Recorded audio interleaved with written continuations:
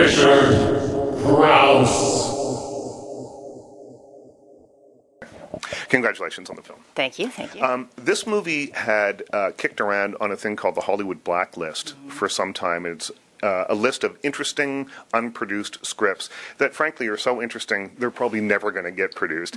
Tell me, how did you pluck it off this and get the money to make a movie that is about something that we don't see very often on the big screen? Well, they had managed to actually find another director-actor team that were interested in making the movie, but for whatever reason they couldn't get it together. Jay Roach and Steve Carell, they went on to do Dinner with Schmucks, and I can only imagine that it would have been a very different film with them, maybe a fantastic movie as well. There's many ways of treating this story. And when I read it, I was just so moved by it, by the drama of it. And that was really my connection into it. And I warned everybody up front, I just want you to know this is, for me, this is a drama, and it needs to be moving, and we need to move backwards from there. So in some ways we had to curtail a lot of the lighter sides and really pull down the comedy. So the script changed physically, or was it just a matter of tone? Was it, but I mean, instead of rewriting, did you just approach the scenes differently, performance-wise and...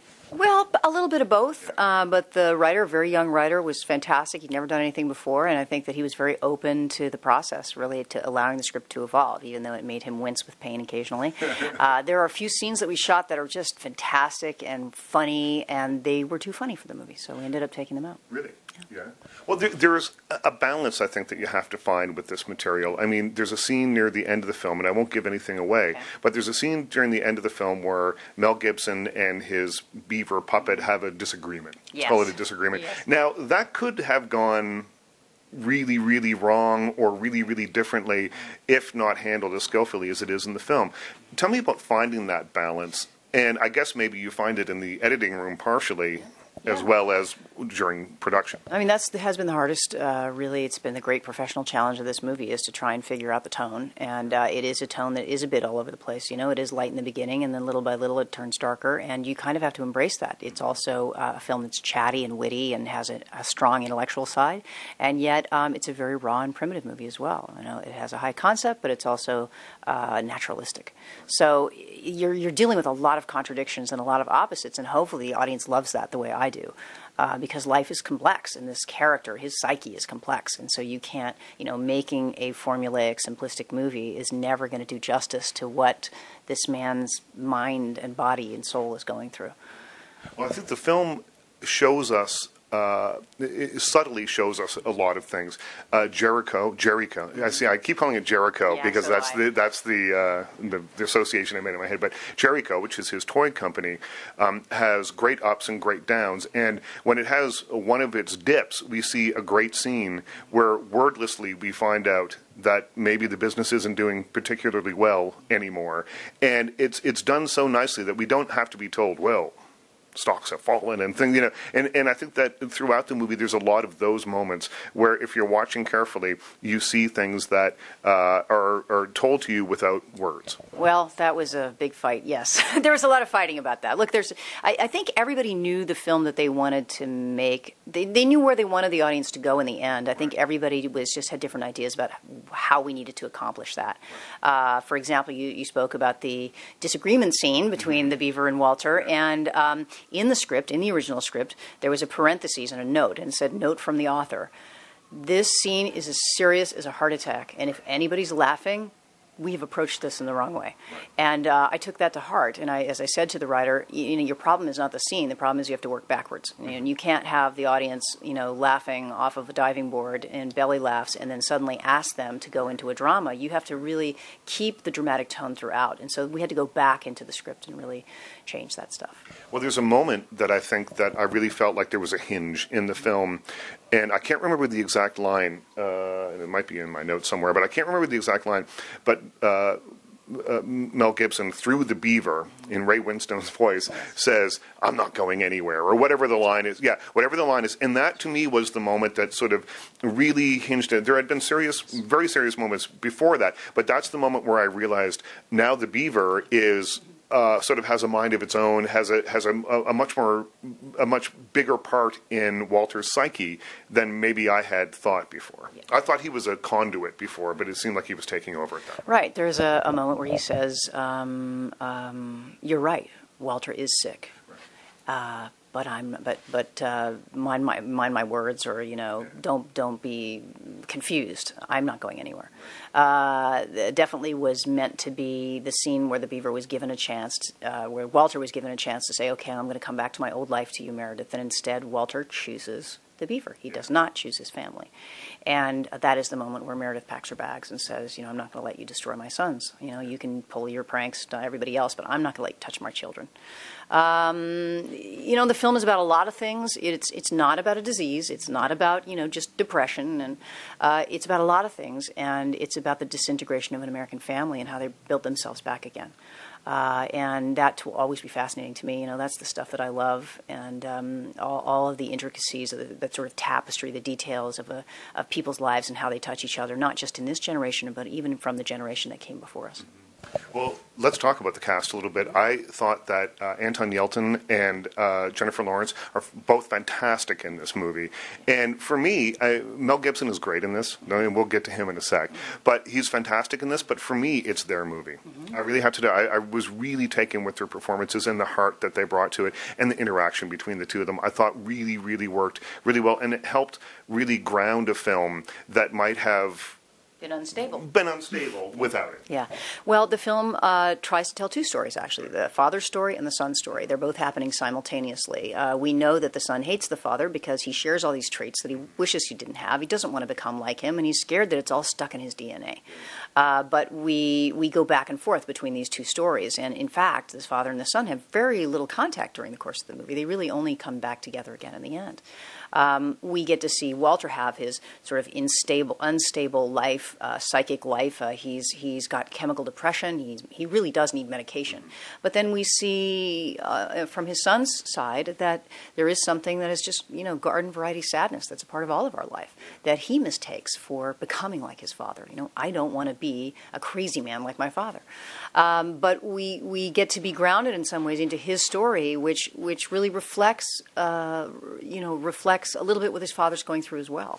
And you realize that while you're watching the son's story, falling in love, all the things that happen in high school, you realize that the real cure for his son's problems is to finally reconnect with his father. Right. And you're waiting for it for the entire movie, and you finally get it in the end. Yeah. And I think also, he reconnects with his father because he's managed to make a connection, which isn't just a superficial connection, my take on it anyway. All the kids that he knows in school just seem to want one thing from him. They're going to give him money, and he's going to write term papers and things for them. I'm not sure that he's a guy that has a lot of friends that are really true friends. And this girl who's beautiful, who would never have looked at him before, I don't think, they form a bond, and that's the thing I think that helps him understand the rest of his life and where all the little puzzle pieces fit. Yeah, he has this talent. This talent is that he can inhabit other people's voices, and he can write like them. And he's used that talent to make a lot of money, basically, so that hopefully he can buy this great road trip where he will ritually, one by one, figure out some way to get rid of all the traits that he hates about his father and become somebody new, like everybody does when they go to college. I'm going to go to college and become a new person. I'm not going to be Charlie. I'm going to be Charles, all that kind of thing. And I say that because that's my son's name, and I'm sure that's what he's going to do when he goes to college. But, through the course of getting to know this girl who actually does have real tragedy in her life and who is stoically touched by shame and is not able to express herself. She's fantastic at everything. She's valedictorian. She's beautiful. She's a cheerleader, but she knows nothing about herself. And this is something that he can give to her. So he says, here, let me tell you about yourself. And I don't know if you've ever been on one of those dates when you're 17 and somebody says they're going to tell you about yourself. It just makes you want to smack them in the face. Absolutely. Absolutely. So anyways, it's a very truthful portrayal, and in some ways a very adult relationship that these two characters have that are first falling in love, these young people. Mel Gibson, star of the film, and there's been controversy about this. The movie, the date's been moved a number of times. He's fantastic in the movie, and how do you feel about the controversy that's erupted around this? And I'm not. I know you're friends, and I'm not looking for personal insight here. We're speaking professionally about the film because it hasn't made it easy. It hasn't been an easy road to get this released. And in fact, I was joking after the movie was over last night with Andrea, who was with me. I said, not only did you get a movie made about depression that no one else would probably be able to get made, but you got it released. You're maybe the most powerful woman in Hollywood, if not in the world right now. So doesn't mean I'll get another movie released. Well, the truth is, and I will say this to Mel, the day before the movie comes out as well, and I've said this to him many times. I got to make a movie, and I got to make a movie that I love, that I'm proud of. I'm so grateful for the performance, and I can't imagine anybody else in the movie. And I'm not the distributor, and it's not my job. I did have a different career as an actor, where I was in mainstream movies, or they're the business of worrying about how many screens it's released on, how many people go see it. That was a part of my career as an actor. Well, you said that, and I just want to, sorry to interrupt, but you said that last night too. You said I had. You said you talk about that part of your career as though it's in the past tense, which I don't feel, but. Well, I probably do, I guess, because my mom always said. First she said to me, by the time you're 17, your career will be over. So what do you want to be? Are you going to be a doctor? Are you going to be a lawyer? And I thought, oh, boy, I guess I better do something. I better study. And when that didn't happen, and she said, by the time you're 40, your career will be over. And because all actresses' careers end at 40. And so I kept waiting for that. And then it was 42 and 43 and 44. But there is a part of me that, in some ways, the things that I had to prove as a young actor coming up, I don't really have to prove anymore. And I have managed, it's fantastic. I've managed to release a lot of movies that have made way over $100 million, and I've hit all these particular milestones. I've got a couple Academy Awards, and I don't want to just do what I already did anymore. Now I'm really interested. One of the things that really keeps me acting is to make movies with amazing directors and look behind their shoulders and say, why did he do that, and why did he choose that? And so I just don't have the same goals as an actor as I did before. But I don't know that I will continue to be, but I was a mainstream A-list actor, and that is a very particular thing. It's a whole life, and that is not what I want to be as a director. I don't need to be the director that comes out with those movies, the CGI movies, and that gets offered the next Harry Potter. And I really want to be somebody who makes personal films that have a strong signature, and I don't need to make them for tons of money. It's funny, David Cronenberg was offered Flashdance right after he'd made something, I can't remember, The Dead Zone or something was a big hit. And I said to him one time, what kind of movie would that have been? What would Flashdance have been if you directed? He said it would have been a huge flop. That's what it would have been, a giant failure, because he's just wired differently in that way, Yeah, look, just as you are well cast for certain roles, you're well cast as a director for certain roles. What a director has to do is wake up at 3 a.m. and say, I've got an idea, and I don't know how you do that in a movie, a buddy cop movie about Martians. Right. I really don't. When somebody says, should he wear blue or should he wear green, I'd say, I don't care. Put him in whatever you want. How should he be shot? I'm like, I don't know. I don't have any ideas unless I'm inspired. Right. And unless I have an emotional connection to the material, I know my limitations. I know that as a director, that's what I bring to the table. I bring a certain kind of truth to the table.